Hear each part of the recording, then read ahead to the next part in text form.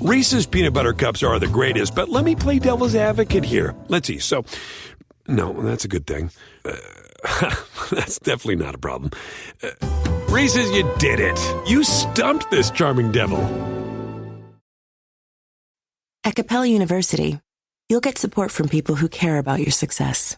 From before you enroll to after you graduate, pursue your goals knowing help is available when you need it. Imagine your future differently at capella.edu. Yo, what's up? This is Slim Kid Trey, formerly of the Far Side.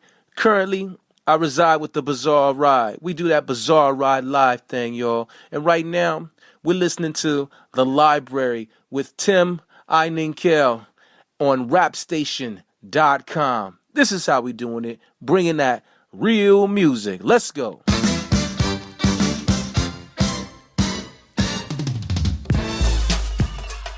It's not a hip-hop degree. It's a degree that combines studies in music and studies in business. And then there's also a technology side of it that deals with the computer applications behind music production. So when you think about this, student comes in, achieves a certain level of aptitude from the performance standpoint in music. So a person can essentially go on to graduate school, get a master's degree in music. A person could theoretically, if they take enough business courses to get a minor in business administration, they could go and do an MBA program somewhere. Or if a student wants to really focus in heavily on the technological side, there's applications for engineering technology sciences, computer sciences. Shall we? Kid play back, rolling strong. Dope and deaf. We can get funky with the best. We're just hyping it up. Known to many of us as Play from the rap and acting duo Kid and Play, Christopher Play Martin continues to wear many hats. He now serves as executive producer of brandnews.com, where he oversees mass communication major students from different colleges and universities, and has just completed his latest documentary titled Can Hip Hop Go to School?, which premieres this Saturday, November 9th, at the Schomburg Center in Harlem, New York. Christopher Play Martin, welcome to the library with Tim Eininkel on rapstation.com. Thank you, and hello to you and all your listeners. As we mentioned at the top, you just completed your fourth documentary titled Can Hip Hop Go to School?, which features many hip-hop pioneers and icons such as Grandmaster Caz, Grand Wizard Theodore, Ninth Wonder, Premier, Pete Rock, Money Love, Chuck D, Slick Rick, and the list goes on and on. Can you just give the listeners a sense of kind of what the documentary is about and what goal, now that the project is complete, what goal were you hoping to achieve, and did you achieve that goal?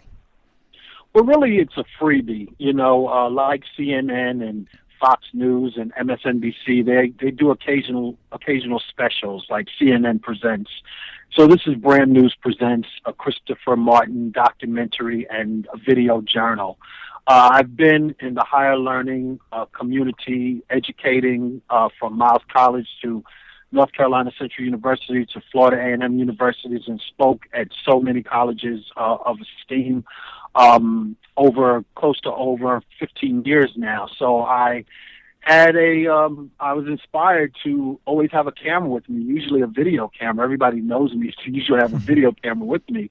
And the question just evolved organically: can hip-hop go to school?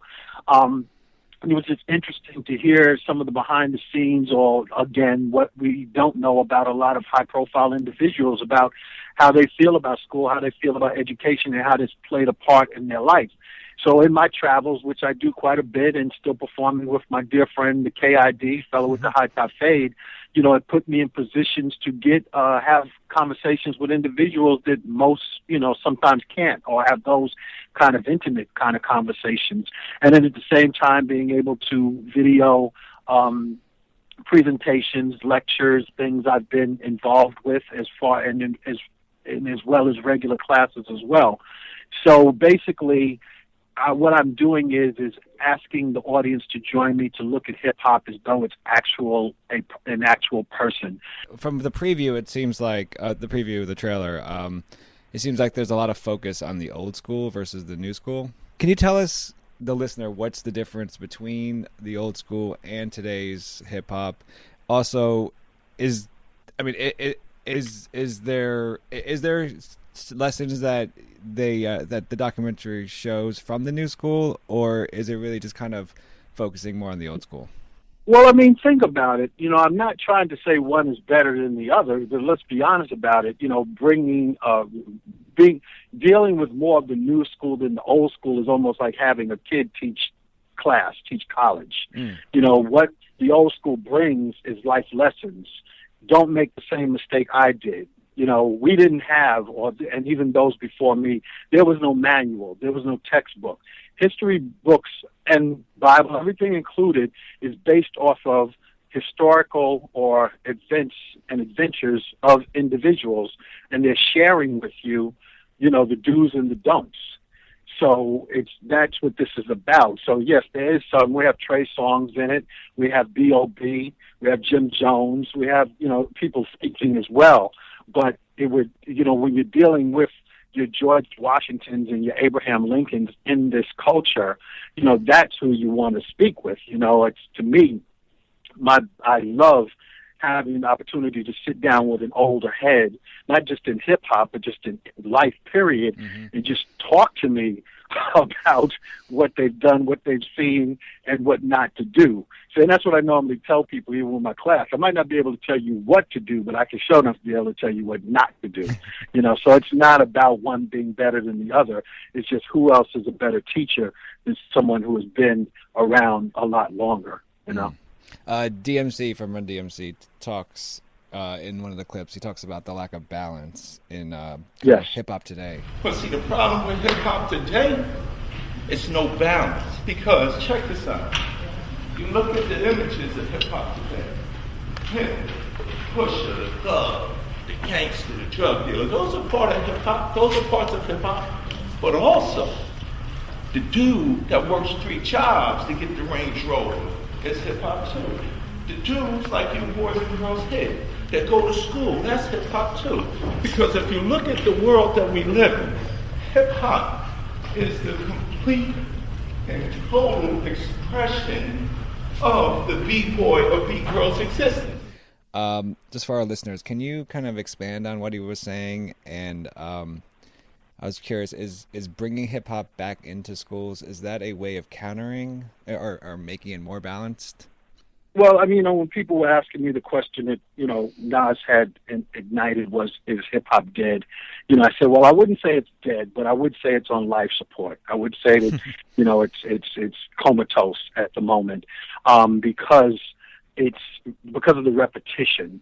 I've lived long enough to remember that when you listen to the radio, Heavy D and the Boys would be going off and Public Enemy would be coming on right behind them. And after Public Enemy, maybe some Arrested Development, maybe some Houdini. There was diversity.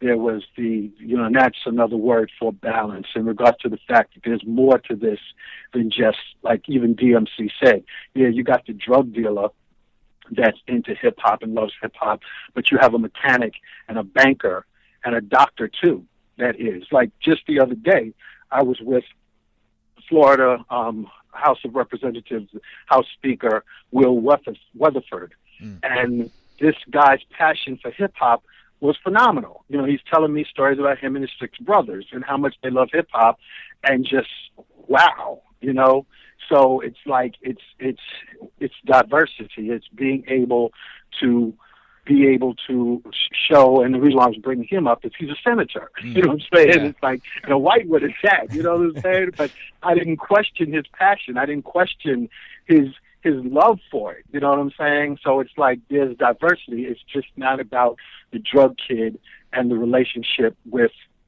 illegal substances.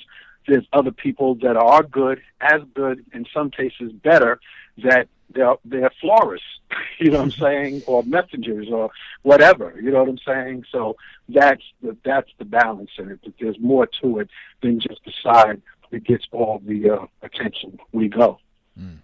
We're speaking to Christopher Play Martin. He has a new documentary titled Can Hip Hop Go to School, which premieres this Saturday, November 9th at the Schomburg Center in Harlem. Christopher, one of the a young man in the documentary says about the workshop that, quote, it opens people's eyes to what hip-hop used to be and what it's becoming. So what do you see hip-hop becoming? And, what do you see hip-hop becoming? To be honest with you, I don't know. And that's what kind of makes it exciting. Like, who ever knew? You know what I'm saying? When, as it evolved from decade to decade, Cash and all of them would be forthcoming. They had no idea.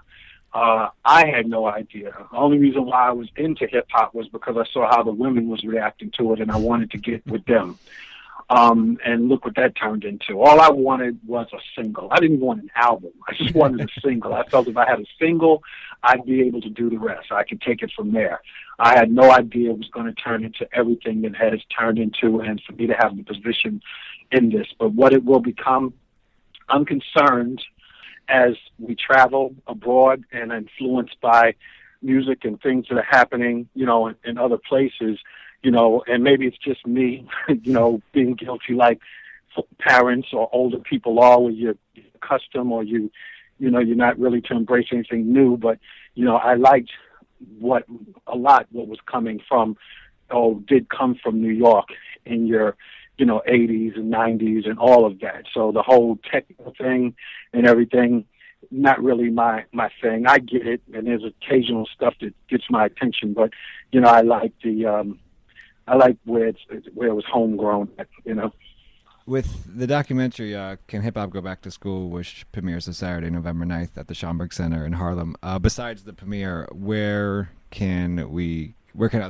listeners view the work? Well, I'm going to give the rest of the year into tweaking it, because it still has some more work to be done. But definitely right after the first of the year, it's up and out to hit all the film festivals and things of that nature. Our site is underway right now that will be done by the end of the year as well, where that information will be showings, clips, all of that kind of stuff like that. Yeah, and then now I'm working on 2 other documentaries. I'm doing the official documentary of the Marching 100, which is the FAMU band. And then I've already started production on another documentary called And I Dance, which I'm really excited about too, because it's the story of all the dancers, putting names to the faces of all the dancers you've seen in like almost every hip-hop video in the 80s and 90s. And a lot of them went on to dance for, Prince, Michael Jackson, Mariah Carey, Whitney Houston, Bobby Brown, the list goes on, and Madonna. Oh, wow. So, a lot of that stuff is in the can, but a lot of them started working on Dancing with Kid and Play. So, I didn't know that it was going to get the response and the support of all the dancers, because everybody's coming from everywhere, making sure that they're involved. So that I'm looking at introducing like by the middle of next year, but it's called And I Dance. We're speaking with Christopher Play Martin, one most famous for a play from the rap and acting duo Kid and Play, but now the executive producer of brandnews.com, has a new documentary out called Can Hip Hop Go to School? Premieres this Saturday, November 9th at Schomburg Center in Harlem. Christopher Play Martin, thanks so much for joining me on The Library with Tim Einenkel on Rap Station. You're very welcome, and may I add that the premiere is part of a 2-day hip-hop education think tank, where they're bringing all these different educators in from around the planet to talk about the continuation of the merging of hip-hop culture and education. So that's one of the reasons why I'm really intimidated and nervous. But yeah, I just wanted to add and thank the Schomburg for the invitation and including me. Picture this, 1972, when disco was first getting hot. This man here was like New York's #1 DJ. And I got into a club at 13 years old and saw this guy with 2 turntables and a big disco ball and the strobe lights flashing all around. The ball was turning around. You saw all the sparkles and the lights and the mirrors, and everyone had on shirts and ties and suits and dresses and silk dresses, and it was just an awesome, awesome thing for me to see when he actually gave the microphone to his MC. And the guy got up there and said, "Yes, you're now listening to New York's #1 DJ, and you're at the world famous Nell Gwynn's, and this is New York City, so don't hurt nobody, body. And my life has never been the same."